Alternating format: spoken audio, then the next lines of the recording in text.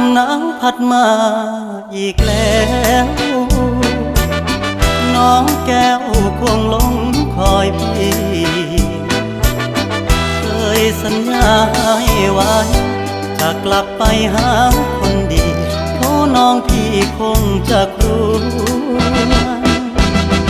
ลมหนาวพัดมาอีกคนหนาวกระมนหัวใจปวดยามหนาวมาห่างน้องเจ้าคงมองและรำครวญลมหนาวจะหวน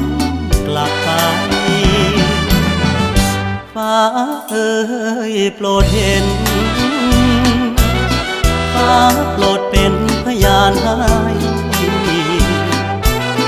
ความรักยังไม่คลอนนิรันดร